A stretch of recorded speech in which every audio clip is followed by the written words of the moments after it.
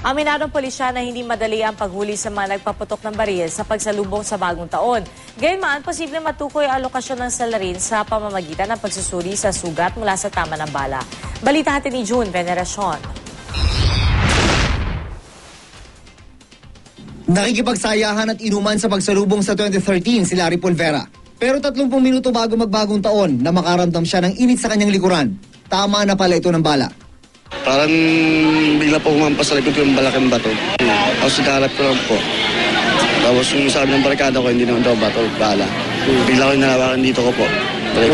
Lumawang po yung daliri ko.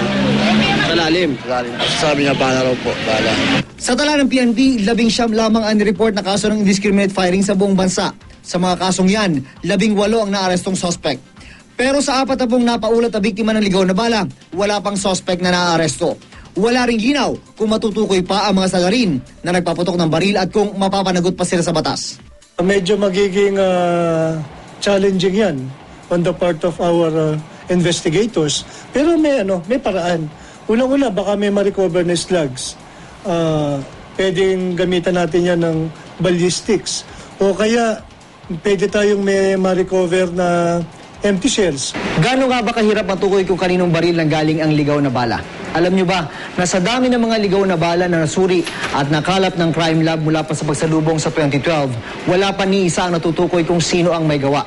Ang dahilan, posibleng loose firearms daw ang ginamit. Sumailalim sa pagsusuri ng Integrated Ballistic Identification System ng PNP Crime Lab ang mga na-recover noon at tingga ng bala. Pero walang tumugma o nag-match sa mahigit 70,000 baril na naka-encode sa kanilang sistema.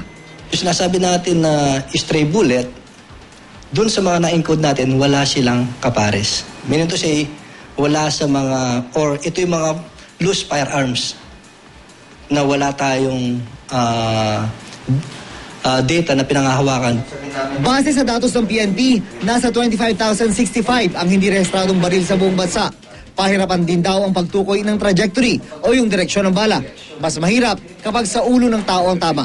Ay butas siya ngayon, makikita mo. Pag itusok mo ngayon yan, pasok doon sa aktual na butas ng bala, malalaman mo kung saan galing. Halimbawa, pag ganun. So, ibig sabihin, ang bala pa ganyan. Pag ganyan, ang bala pa ganun. Okay. Diba? So, pag ganyan, ganyan. So, ang bala, curve siya. Pag ganyan, straight ang bala. Pag ganyan siya. Ang lalim ng sugat mula sa tama ng bala ay maaari rin daw magbigay ng clue kung malayo o malapit ang pinanggalingan nito. Ang isang islag, makakapasok lang sa katawan ng tao o any object. Papasukin ng isang islag kung mainit pa siya.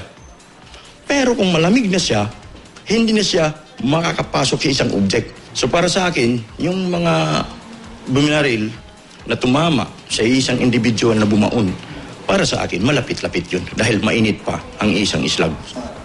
Pero kung ang pagtukoy sa general location na nagpapatok ang pag-uusapan, ito raw ay para na rin daw suntok sa buwan.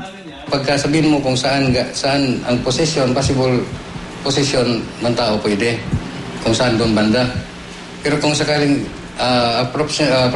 approximate distance, mahirapan tayo dahil ano lang yung ulo eh. Medyo elastic yung ulo natin. Maghihilom yung guwan. Hihilom yung butas.